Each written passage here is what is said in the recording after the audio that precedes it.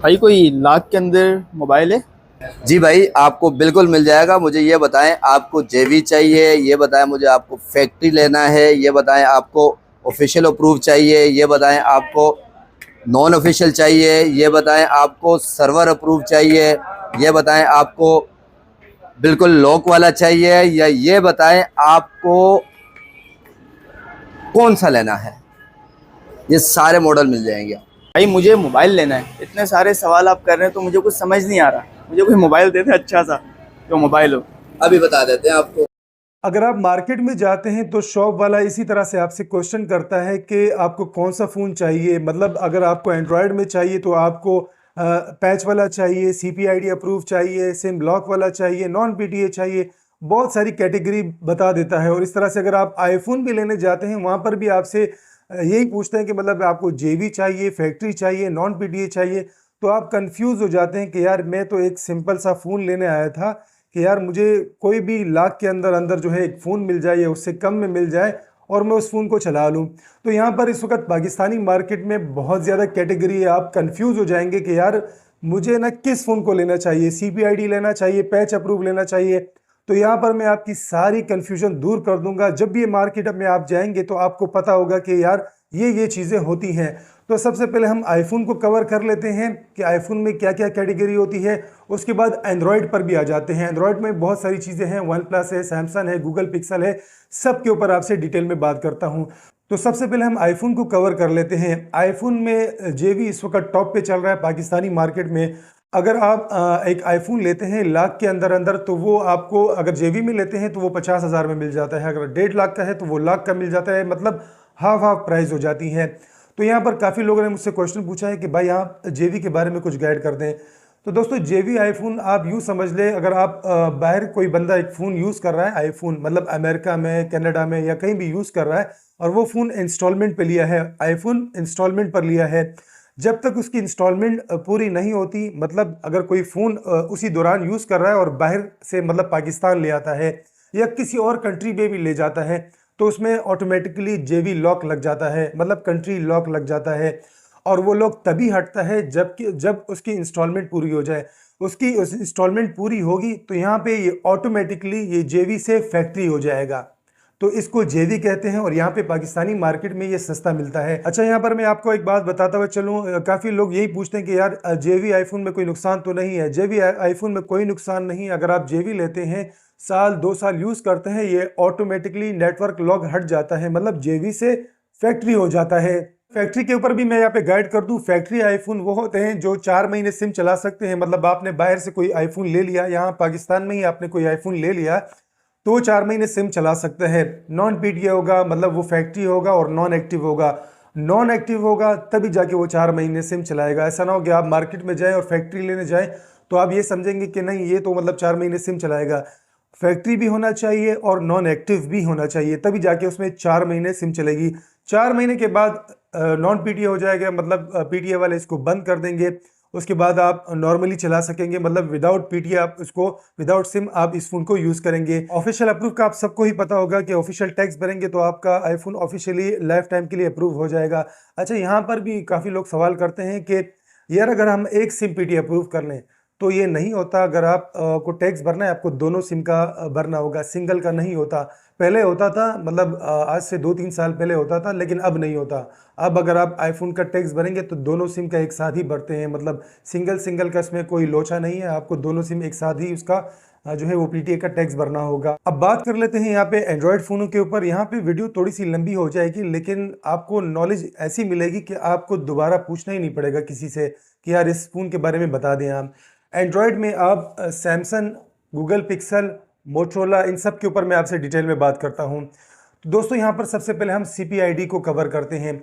सीपीआईडी क्या होता है दोस्तों? सीपीआईडी अप्रूव जो होता है, ये इसको स्पेशल अप्रूव भी कहते हैं इसको। और इसका जो है मतलब अगर आप सीपीआईडी अप्रूव करवाना चाहते हैं तो ये सस्ते में नहीं होता। कम से कम भी 20 से 25 हज़ार रुपये में आपका फ़ोन सीपीआईडी अप्रूव होता है। सीपीआईडी अप्रूव में आपका सैमसंग आ जाता है। अच्छा, गूगल पिक्सल, यहाँ पे काफ़ी सारे लोग क्वेश्चन पूछते हैं। गूगल पिक्सल अब सीपीआईडी अप्रूव होता है, पहले नहीं होता था, अब अप्रूव होता है। गूगल पिक्सल में पिक्सल 9 प्रो एक्सेल तक CPID अप्रूव इस वक्त हो रहा है। अच्छा, मोटरोला में भी काफ़ी लोग मुझसे पूछते हैं कि मोटरोला के बारे में भी बता दें। अच्छा, मोटरोला पहले पैच होता था लेकिन अब पैच बंद हो गया है, मतलब मोटरोला का सर्वर इस वक्त बंद हो गया है। तो यहाँ पे मोटरोला का जो है ना इस वक्त ना पैच हो रहा है ना सर्वर हो रहा है।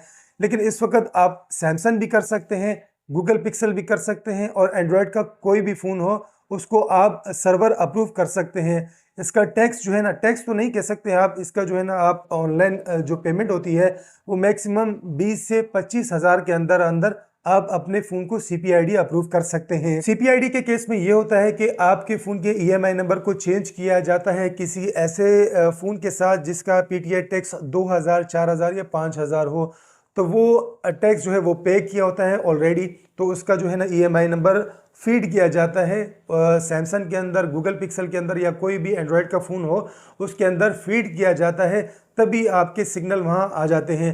PTA को लगता है कि यार ये वही फ़ोन है, लेकिन वहाँ पे जो है ना सॉफ्टवेयर के थ्रू जो है ना वो चेंजेस की होती हैं, तो PTA को तो यही लगता है कि ये वही फ़ोन है, लेकिन वो ये फ़ोन नहीं होता, वो मैक्सिमम भी 1.5 से 2 लाख का फ़ोन होता है। तो CPID अप्रूव के अंदर ये होता है। यहाँ पे CPID अप्रूव बाज़-औक़ात लोग मुझसे पूछते हैं कि यार अगर हम इसको रीसेट करेंगे या इसको हम अपडेट करेंगे कोई मसला तो नहीं होगा। CPID अप्रूव के केस के अंदर अगर आप इसको रीसेट भी करते हैं कोई भी मसला नहीं होता। अगर आप अपडेट भी करना चाहते हैं तो आपको सैमसंग की सारी अपडेट्स मिल जाती हैं। तो यहाँ पर इस फ़ोन के साथ कुछ भी नहीं होता, मतलब जब तक आप केबल के थ्रू या मतलब लैपटॉप वगैरह के थ्रू अगर आप एंड्रॉयड का वर्जन चेंज नहीं करते, मतलब 14 पे अपडेट करते हैं, तभी जाके कुछ मसला हो सकता है, क्योंकि यहाँ पे कुछ फ़ोनों के अंदर हो चुका है। लाइक अगर आप मैनुअली नॉर्मली जो है ऑटोमेटिकली फ़ोन को जैसे अपडेट करना चाहते हैं वो हो जाता है, लेकिन अगर आप केबल लगाकर सिस्टम के थ्रू करते हैं तब उसमें मसला आ सकता है। काफ़ी फ़ोनों के साथ आया है। पैच अप्रूव के ऊपर बात करते हैं तो दोस्तों, पैच अप्रूव आप यूँ समझ लें आपका 1000-1500 के अंदर जो है आपका काम हो जाता है। आपकी EMI नंबर को चेंज किया जाता है, किसी दूसरे फ़ोन के साथ वो रिप्लेस किया जाता है जो ऑफिशियली PTA अप्रूव हो, तो यहाँ पर आपका जो है ना वो फ़ोन पैच हो जाता है। पैच अप्रूव में ये मसले आते हैं, अगर आप उसको अपडेट करते हैं तो पैच उड़ जाता है, अगर आप रीसेट करते हैं पैच उड़ जाता है, और इसके अलावा अगर आप कोई बैंकिंग वगैरह ऐप्स चलाते हैं तो वो भी नहीं चलते। लेकिन CPID के केस में जो है वो बैंकिंग ऐप्स चल जाते हैं, लेकिन पैच अप्रूव के केस में जो है वो क्या नाम है, बैंकिंग ऐप्स जो है वो नहीं चलती। पैच अप्रूव में भी आपकी EMI नंबर को जो है वो सॉफ्टवेयर के थ्रू चेंज किया जाता है, फ़ोन को रूट किया जाता है और आपका EMI नंबर चेंज हो जाता है। अच्छा, यहाँ पर मैं मसले बता दूँ, पैच अप्रूव के अंदर, CPID अप्रूव के अंदर, दोनों के अंदर आपको मैं मसले बता दूँ। अगर आपका फ़ोन चोरी हो जाए इन केस आपका फ़ोन चोरी हो जाए तो आप इसका कंप्लेन नहीं करवा सकते, ना आप FIR कटवा सकते हैं, क्योंकि आपने खुद ही इसके अंदर 2 नंबरी की है, या आपने 2 नंबरी वाला जो है ना वो फ़ोन लिया है। तो इस तरह से आप ना कंप्लेन कर सकते हैं ना आप FIR दर्ज कर सकते हैं, क्योंकि अगर आप जाते हैं कंप्लेन करने के लिए तो आपसे पुलिस यही पूछेगी कि आप EMI नंबर बता दें या बॉक्स बता दें। अगर आपके पास बॉक्स ना भी हो तो आपके पास शॉप का स्लिप होगा, तो शॉप का स्लिप में ही आपके जो है ना EMI नंबर चेंज होगा, तो आप कैसे उसको जो है ना वो ट्रेस कर सकेंगे, या इस तरह से किस तरह से आप FIR काट सकेंगे। लास्ट में मैं सिम लॉक का बता दूं, नेटवर्क लॉक भी कहते हैं, सिम लॉक भी कहते हैं। आप एंड्रॉयड का कोई भी फ़ोन हो, लाइक सैमसंग हो, अगर आप अबाउट्स में जाते हैं तो आपको नीचे सिम लॉक का ऑप्शन नज़र आएगा। इस तरह से अगर आप वन प्लस के फ़ोन में भी, आप गूगल पिक्सल में भी देखते हैं तो इस तरह से नेटवर्क लॉक लिखा होगा। बेसिकली दोस्तों, ये भी एक तरह से अगर आप बाहर से कोई भी फ़ोन लेते हैं और इंस्टॉलमेंट पर लेते हैं और वो यहाँ आते हैं तो इस तरह से उस पर भी नेटवर्क लॉक लिखा होता है। जब तक उसकी इंस्टॉलमेंट पे नहीं होती वो लॉक हटता नहीं है। अच्छा, यहाँ पर आप काफ़ी लोग मुझसे पूछते हैं कि इसको हटाने का तरीका बता दें। अगर वन प्लस का फ़ोन है लॉक नहीं हटता, मतलब अगर पैच करवाएंगे तब भी आपका सिम लॉक नहीं हटता। अगर आप इस तरह से गूगल पिक्सल में देखते हैं तो उसमें हट जाता है, सैमसंग में भी हट जाता है, लेकिन उसके लिए आपको अपना जो फ़ोन है उसको CPID अप्रूव करवाना होगा। CPID अप्रूव करेंगे तो आपका जो है वो नेटवर्क लॉक का ऑप्शन ख़त्म हो जाता है उस केस में, क्योंकि वो EMI नंबर ही चेंज कर देते हैं, तो इस तरह से नेटवर्क लॉक का ऑप्शन ख़त्म हो जाता है। पिक्सल के केस में भी यही है। अगर पिक्सल के केस में अगर आप पिक्सल 6 से ऊपर की मॉडल की बात कर रहा हूँ, अगर आप नीचे मॉडल में अगर आप लेते हैं और नेटवर्क लॉक है तो वो पैच से भी जो है ना वो उससे काम नहीं होगा आपका जब तक ऊपर का मॉडल नहीं होगा। पिक्सल में अगर ऊपर का मॉडल होगा तो नेटवर्क लॉक होगा, CPID के थ्रू वो नेटवर्क लॉक हट जाता है। सैमसंग और गूगल के केस में मैंने ये बता दिया है।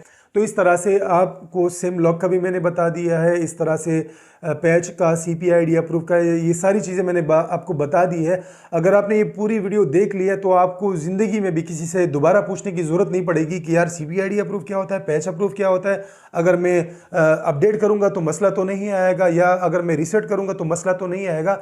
यहाँ पर मैंने सारी चीज़ें आपके सामने क्लियर कर दी है। CPID के केस में कुछ भी नहीं होगा, पैच अप्रूव के केस में बहुत कुछ हो सकता है। सबसे लास्ट में मैं आपसे यही बात कहूँगा कि आपको इसकी ज़रूरत कभी नहीं पड़ती, लाइक पैच और CPID और इन चीज़ों की कभी ज़रूरत नहीं पड़ती अगर गवर्नमेंट अपना टैक्स कम करती।